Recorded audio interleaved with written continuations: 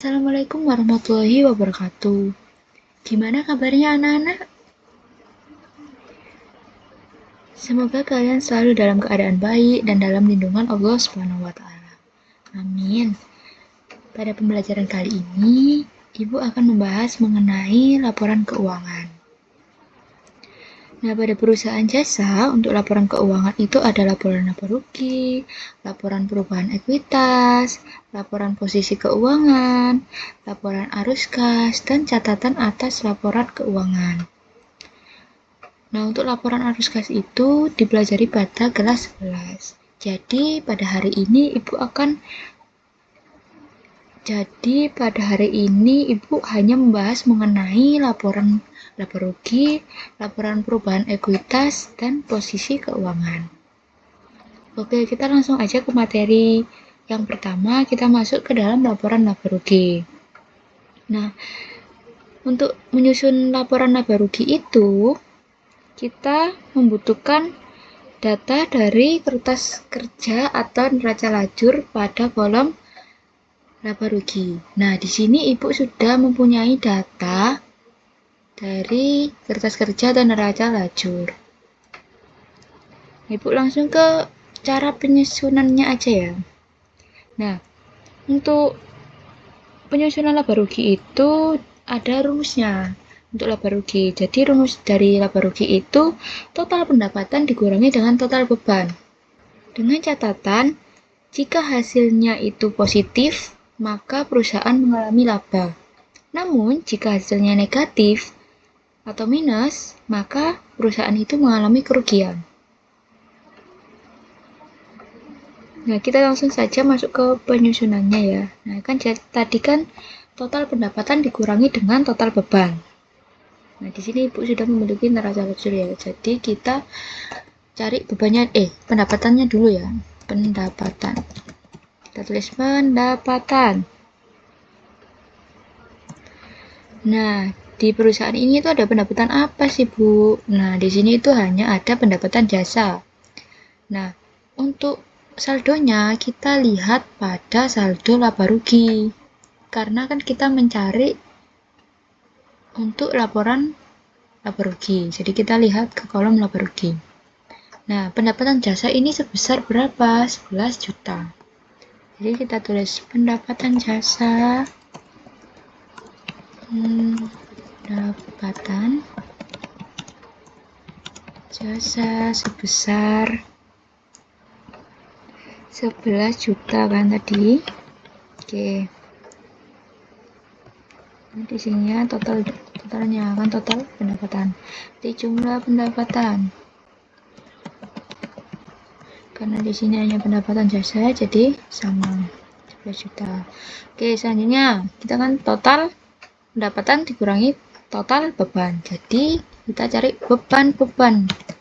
Di perusahaan ini tuh ada beban apa aja? Kita lihat di sini. Nah, di sini ada beban gaji yang pertama senilai 3.145.000. Jadi kita tulis beban gaji karyawan senilai 3.145. Selanjutnya ada apa lagi? Oh, ada beban listrik, air, dan telepon, Bu, senilai 900. Oke, jadi kita tulis beban air, listrik, dan telepon senilai 900. Nah, kemudian apa lagi? Ada beban sewa. Tulis beban sewa. Beban sewa senilai berapa? 1.200.000. 1.200.000. Oke, selanjutnya ada apa lagi bebannya? Beban perlengkapan, Bu, senilai 3.200.000. Oke. Beban perlengkapan 3.200.000. Kemudian apa lagi? Beban asuransi 200.000. Beban asuransi 200.000. Kemudian ada apa lagi? Beban.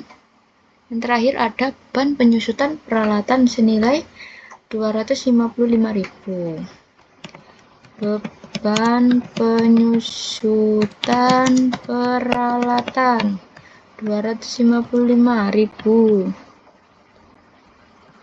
Oke, kemudian kita total jumlah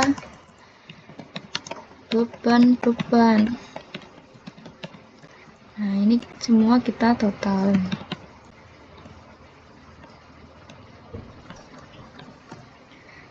Nah, untuk total bebannya yaitu 8.900.000.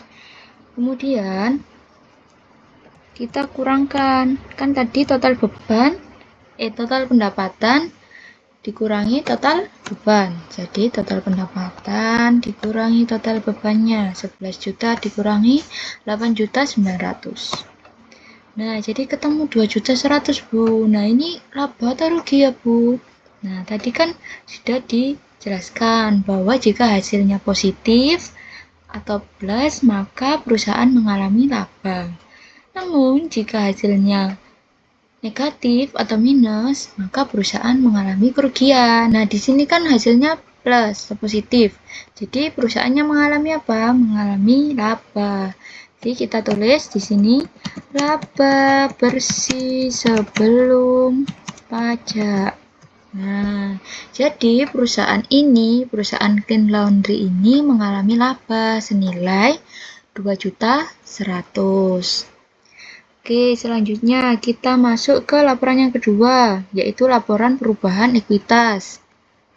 Nah, untuk laporan perubahan ekuitas, nah kan tadi sudah mencari laba atau rugi pada perusahaan ini. Nah, jika pada perusahaan ini kan tadi mengalami laba, jadi rumusnya seperti yang sudah tertera di PPT, yaitu modal awal ditambah laba dikurangi prive, itu ketika mengalami laba.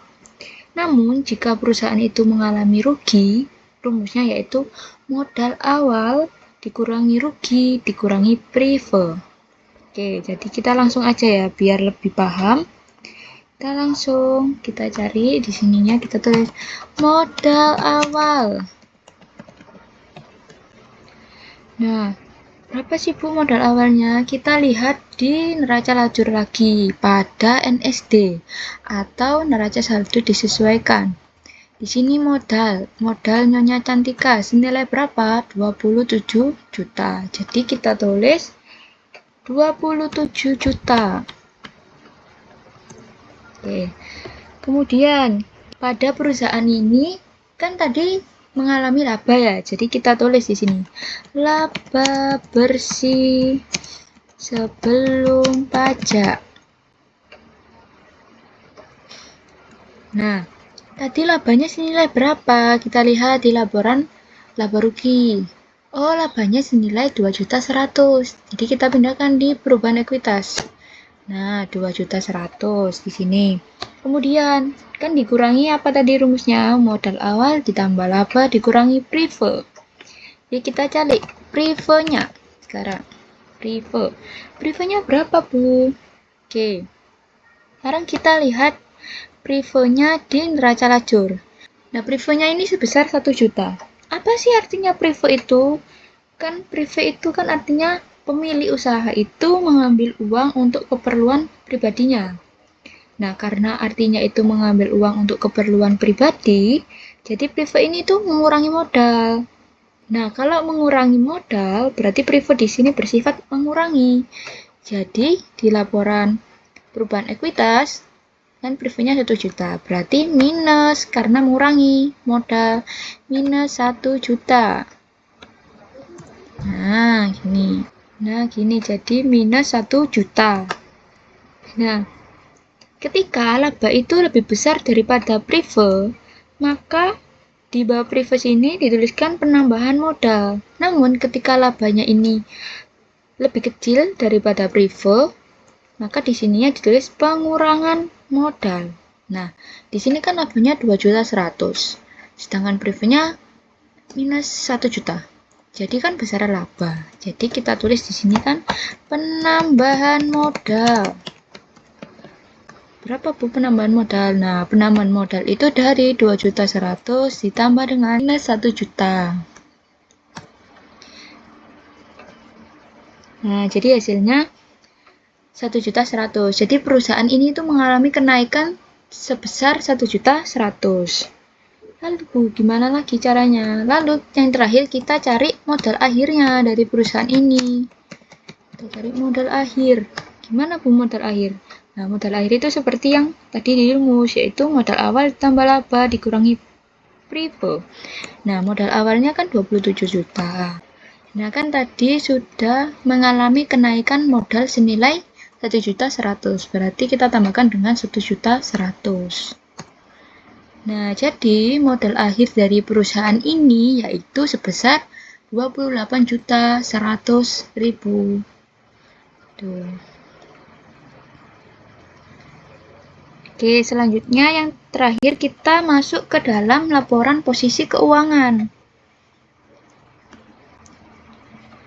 Oke, di dalam penyusunan laporan posisi keuangan ini, sebaiknya kita mengklasifikasikan dulu mana yang aset, mana yang kewajiban, dan ekuitas. Nah, aset itu kan ada di posisinya kalau di laporan keuangan itu ada di sebelah kiri, jadi di sebelah sini aset.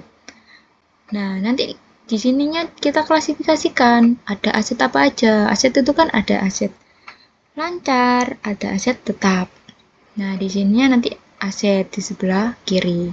Sedangkan pada posisi sebelah kanan itu diisikan dengan kewajiban dan ekuitas. Nah, kewajiban kan kemarin sudah dijelaskan ada apa aja. Ada kewajiban jangka pendek dan jangka panjang. Kemudian di sini nanti ada ekuitasnya juga. Ekuitas atau modal. Oke, kita langsung aja masuk ke dalam penyusunannya. Yang pertama kita cari asetnya dulu. Jadi di posisi sebelah kiri kita cari aset. Nih. Nah, kita cari aset lancarnya dulu. Aset lancar. Kemarin aset lancar apa aja? Ayo. Nah, jadi kan di perusahaan ini kita lihat aja ada apa aset lancar. Oh, ada kas, Bu. Ada kas, ada piutang, ada perlengkapan, dan ada asuransi dibayar di muka. Oke, ya udah, berarti kita tinggal masukkan kasnya senilai, kita juga lihat di neraca saldo disesuaikan senilai 24 juta. Berarti kas, kita tulis kas senilai 24 juta. Oke, selanjutnya apalagi aset lancar. Piutang usaha Bu senilai 5.500.000. Oke. Piutang usaha 5.500.000.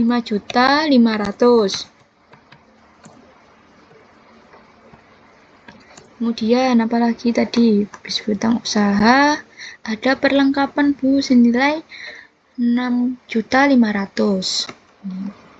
Perlengkapan 6.500.000. Oke.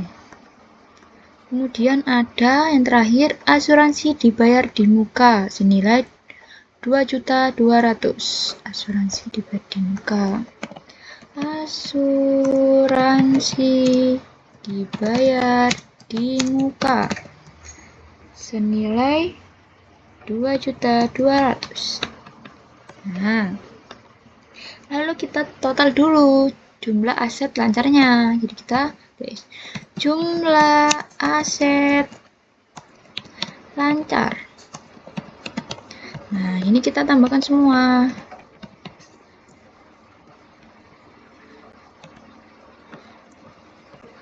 Nah, jadi jumlah aset lancarnya itu senilai 38.200.000 rupiah. Oke, yaitu sekarang aset tetap. Aset tetap. Nah, aset tetap ada apa aja di perusahaan ini? Oh, ada peralatan Bu senilai 12.750.000.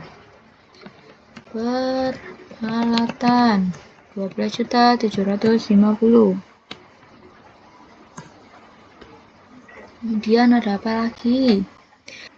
Nah, selanjutnya ada akumulasi penyusutan peralatan Bu senilai 200 55.000. Oke, tulis akumulasi penyusutan peralatan 255.000.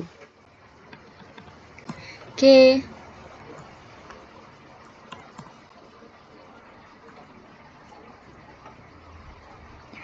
Nah, karena tadi akumulasi penyusutan peralatannya di sebelah kredit, maka kita minus. Nah, gini. Jadi kita tulis jumlah aset tetap. Oke, ini kita jumlah dengan minus 255.000. Jadi mendapatkan hasil 12.495.000. Oke, kemudian kita total asetnya. Dari aset lancar ditambah dengan aset tetap. 38.200.000 ditambah 12.495.000. Jadi berapa? 50.695.000. Sekarang kita cari kewajiban dan ekuitas. Nah, kewajiban dan ekuitas ini posisinya di sebelah kanan. Kita tulis kewajiban dan ekuitas. Oke. Kewajiban kemarin ada apa aja? Ada kewajiban jangka pendek dan jangka panjang. Berarti kita cari kewajiban jangka pendek dulu. Kewajiban jangka pendek. Nah, kewajiban jangka pendek kemarin ada apa? Utang usaha sama utang gaji. Nah, di sini ada utang usaha juga senilai, kita lihat di neraca saldo disesuaikan juga. 2.250.000. Oke, kita tulis utang usaha 2.250.000. Nah, kemudian ada apa lagi? Ada utang gaji senilai 345. Utang gaji 345.000. Oke. Nah, itu kan untuk kewajiban jangka pendeknya hanya dua ini. Jadi kita jumlahkan lagi seperti yang di aset.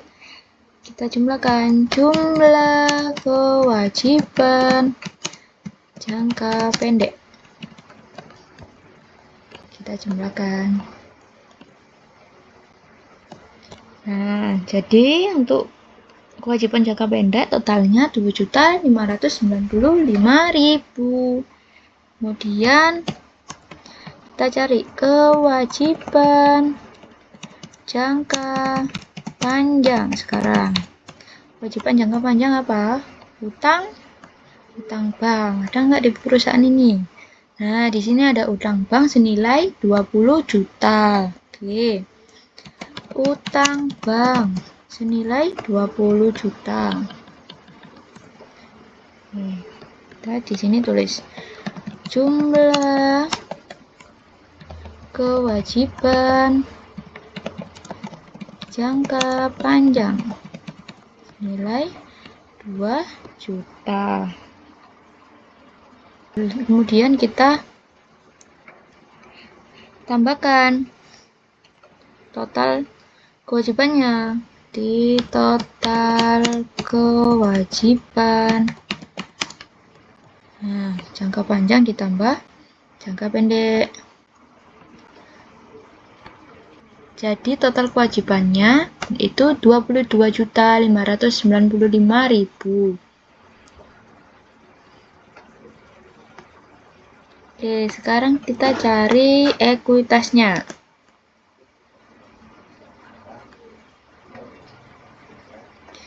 Ekuitas itu apa? Modal. Berarti modal. Nah, berapa sih Bu modalnya? Nah, modal itu kita lihat dari modal akhirnya. Tadi kan sudah menghitung modal akhir. Jadi kita lihat di sini laporan perubahan ekuitas. Modal akhirnya tadi berapa? Senilai 28.100.000 rupiah.